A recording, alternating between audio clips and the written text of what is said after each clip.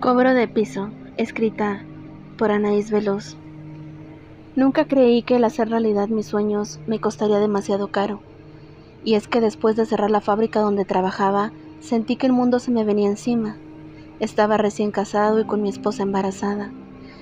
Y hasta cierto punto no podía darme el lujo de dejarme caer. Así que con lo poco que me dieron de liquidación, decidí jugármela y emprender vendiendo tortas en una hielera. Al principio fue bastante difícil. Me daba vergüenza vender, pues sentía que no era lo mío. Empecé a venderlas a mis amigos y a conocidos, para así irme haciendo de clientela. La primera vez me compraron por compromiso o para echarme la mano, pero afortunadamente tuvieron muy buena aceptación. Recuerdo bien que el primer día solo me había alcanzado para elaborar 15 tortas, y para el día siguiente tuve que conseguir prestado para preparar 50. Y es que se había corrido la voz de que tenían muy buen sabor. Mi esposa Marcela siempre estuvo ahí apoyándome. Se despertaba a las 5 de la mañana para ayudarme. Al poco tiempo, tuvimos que rentar un local, pues no nos dábamos abasto con los pedidos. Mientras yo salía a repartir, mi esposa se quedaba en el negocio atendiendo a quien iba llegando. Conforme nos fuimos dando a conocer, tuvimos que contratar más personal para que los pedidos pudieran salir a tiempo y forma. Y es que aunque mi esposa ya había dado a luz, jamás dejó de ayudarme. Solía llevarse el niño para poderme apoyar. Nuestra fama creció a lo largo de los años, y ese negocio nos dio para permitirnos ciertos lujos con los que antes solo podíamos soñar.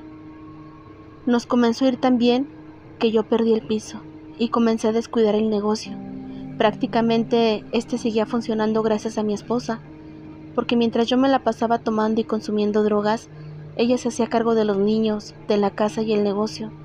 La gente se burlaba de ella, pues yo me exhibía con mujeres por doquier. Solo me paraba en el negocio de las tortas cuando ocupaba dinero. Y fueron tantos mis excesos que un día caí al hospital por una sobredosis. Sabía bien lo que había hecho, y no esperaba que nadie se hiciera cargo de mí. Mas sin embargo, Marcela siempre estuvo a mi lado sin hacerme reproche alguno, y me prometí reparar el daño que le había hecho a mi familia. Incluso cuando mi hija salió embarazada, yo sentía morirme de decepción, pero mi esposa aceptó las malas decisiones de mi hija de muy buena manera. La llevó a trabajar a las tortas y le enseñó a ganarse la vida dignamente, para que así ella no pudiera depender de nadie. Realmente, a pesar de los altibajos, mi familia se fortalecía gracias al amor y a la dedicación que siempre tuvo Marcela. Estábamos en la mejor etapa de nuestras vidas. Teníamos 4 sucursales de tortas por el estado, todas abarrotadas de clientes hambrientos, y mi hija había encontrado un buen hombre que la había amado y aceptado con la pequeña Meredith. Luis trataba a mi nieta como si fuera de él, y había aceptado vivir con nosotros, pues la casa era demasiado grande para mi esposa y para mí. Todo era miel sobre hojuelas, hasta que llegó ese maldito día que cambiaría mi vida para siempre. Marcela y yo solíamos quedarnos a cerrar la sucursal principal y la más grande, y justo cuando habíamos bajado la cortina de metal y habíamos cerrado el último candado, llegaron un grupo de hombres fuertemente armados y nos obligaron a abrir y a entrar a punta de pistola. Al principio creímos que se trataba de un asalto, hasta que comenzaron a hablar. Miren, hijos de la chingada, nosotros somos del cártel de los Reynoso, y creo que ya los hemos dejado trabajar mucho de gratis. Ya va siendo hora de que empiecen a pagarnos cuota, pues todos estos años los hemos cuidado. ¿Pero de qué demonios hablas?, respondió mi esposa molesta. No tengo por qué darles ni un centavo, le dijo al enfrentarlos. Uno de ellos le dio tremendo bofetón que hizo que cayera al suelo. ¿Crees que estamos jugando, pendeja? ¿Crees que solamente queremos asustarlos? No sabes con quién te metes. Traté de intervenir, pero al igual que a Marcela, estos también comenzaron a golpearme. Y después de dejarme tirado se limitaron a decir: 15,000 pesos, cabrones, es lo que pide el jefe semanalmente. Y miren que se está portando generoso, y solo les está cobrando el piso por un solo local. Antes deberían de ser agradecidos si no quieren hacerlo enojar, dijo dirigiéndose a mí. Hagan lo que quieran, no les daremos ni un solo 5, volvió a gritar Marcela. Ya lo veremos, respondió uno de los tipos riendo y saliendo del lugar. Nos levantamos con bastante dificultad y después de cerrar, acordamos no decirle nada a los muchachos para no preocuparlos y optamos por mentir, diciendo que nos habían asaltado. Pero al vernos mi hija y mi yerno, se preocuparon y se molestaron bastante y nos exigían que fuéramos a denunciar para que esto no quedara impune. Pero nosotros nos negamos firmemente, pues solo nosotros dos sabíamos lo que realmente había pasado. Por la noche traté de hacer entrarla en razón y le dije que lo mejor sería que entregáramos ese dinero, que sabía perfectamente que podíamos pagarlo sin ningún problema. Pero ella rápidamente comenzó a llorar y a gritarme, diciendo que no era justo que les entregáramos dinero fruto de nuestro trabajo. Pero Marcela, tienes que entender, estos cabrones no están jugando. Eso no me importa, Javier. Todos los días me levanto a las 5 de la mañana para comenzar a trabajar. Me limito a disfrutar mi casa, mi familia, por atender el negocio, para que estos desgraciados vengan a querer cobrar por algo que no les ha costado. Por Dios, Marcela, escúchate. ¿Hasta dónde ha llegado tu ambición? ¿Es que aún no lo entiendes, Javier? Esto no se trata de ambición. Se trata de nuestro retiro y la herencia de tus hijos. No siempre podemos trabajar. Yo no sabía qué hacer, ni cómo consolar a mi mujer, pues tenía toda la razón. Habíamos trabajado tantos años, habíamos trabajado tanto para que estos cabrones quisieran adueñarse de nuestro patrimonio.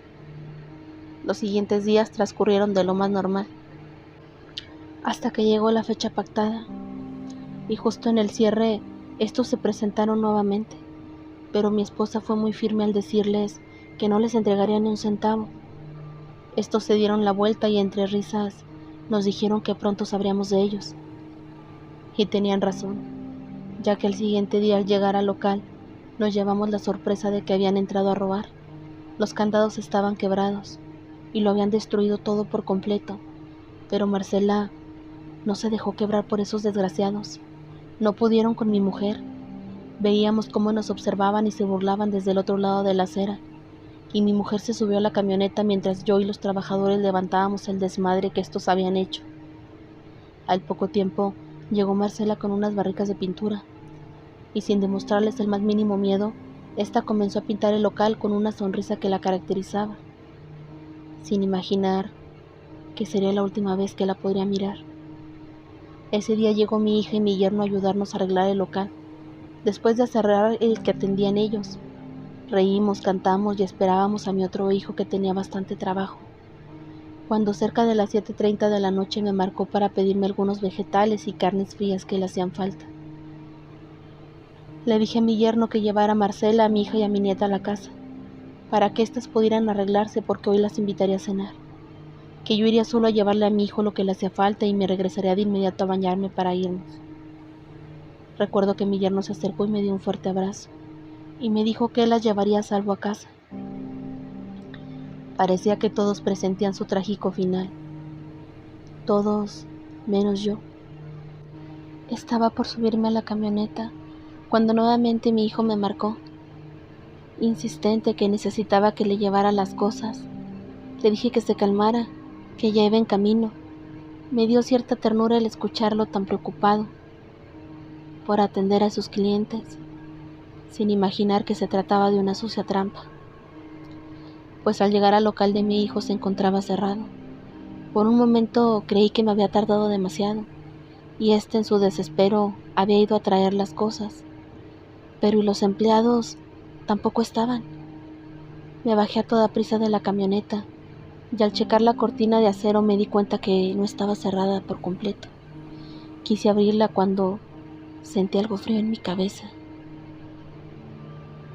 y alguien me gritaba: "No te muevas".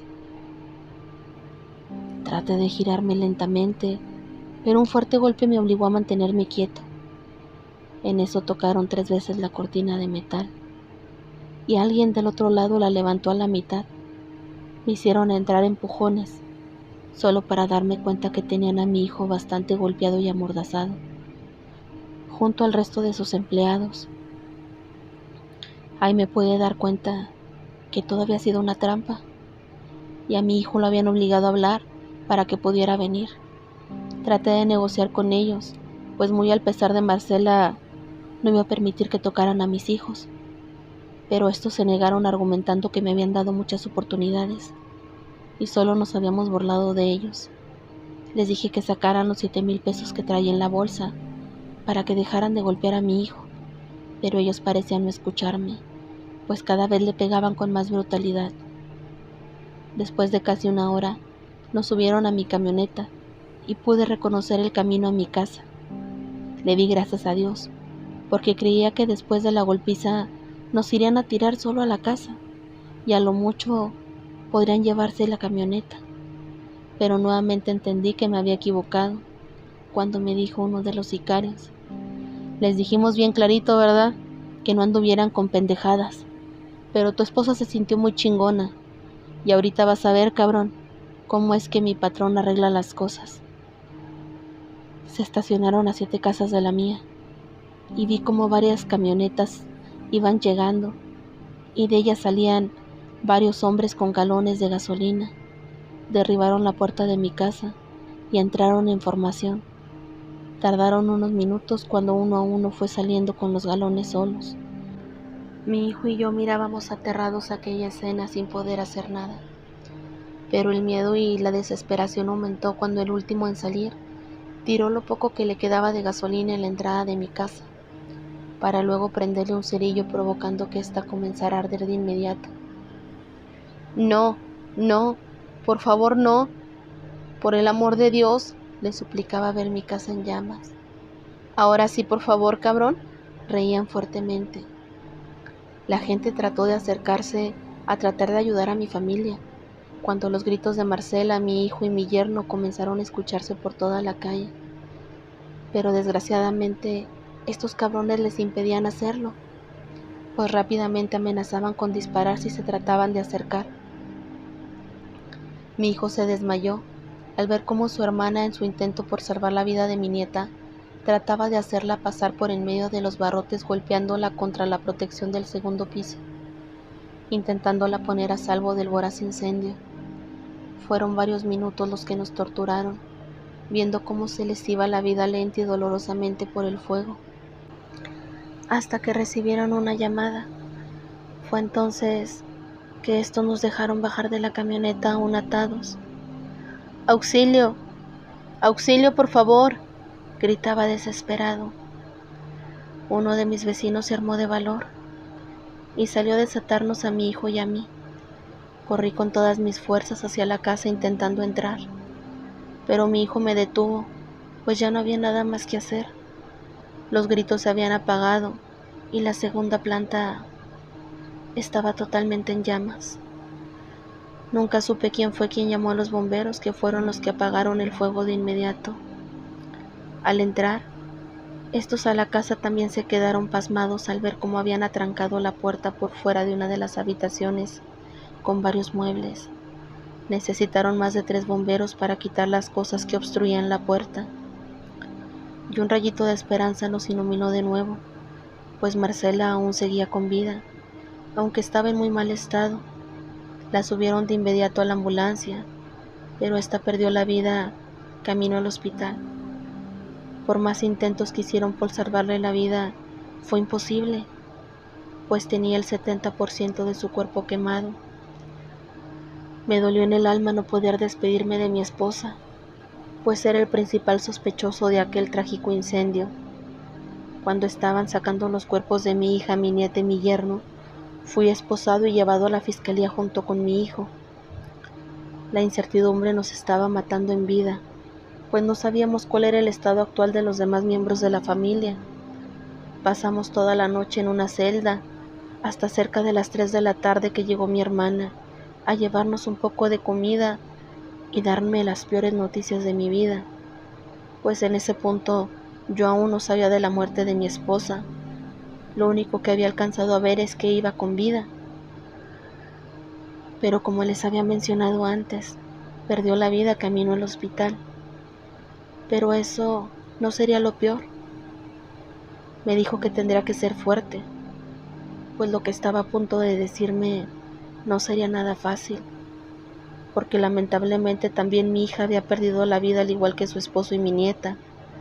Le dije que eso no podría ser posible, que a lo mejor había sido un error, pero mi hermana me respondió que al mediodía les habían entregado los resultados de la autopsia. Mi pequeña hija había quedado irreconocible debido a las quemaduras. Ella se había calcinado por completo, y mi yerno, él tenía fracturados ambos antebrazos, pues en su desesperación por querer salvarse y salvar a su familia, este golpeó en repetidas veces las protecciones de grueso acero, intentando quitarlas para ponerse a salvo y provocándose múltiples fracturas en los brazos. ¿Y mi nieta?, pregunté temeroso. Ay, hermano, la niña también murió. Esta quedó prendida de una de las protecciones. Tuvieron que quebrarle sus manitas para poderla quitar de la ventana. También tenía múltiples golpes y fracturas en su rostro y cuerpo, que le ocasionó tu hija al quererla sacar por la ventana. Después de decirme esto, quería volverme loco. ¿Cómo era posible que hubiera perdido a toda mi familia por unos cuantos pesos? Si tan solo les hubiera dado lo que me pedían, mi familia aún seguiría con vida. Me liberaron después de 6 meses, ya que según las investigaciones, todo había sido un fatal accidente, pues un cargador de celular había hecho corto provocando el incendio. Esos malditos me habían arrebatado todo, incluso la oportunidad de despedir a mi familia, ya que no pude asistir al entierro por estar preso. Ahora me la paso en casa. Tengo miedo salir o que mi hijo salga. El recuerdo de mi familia nos está matando y solo nos mantiene vivos esa sed de venganza que un día haremos realidad. Espero que la hayan disfrutado tanto como yo al escribirla, y espero sus comentarios y que la puedan compartir. Gracias.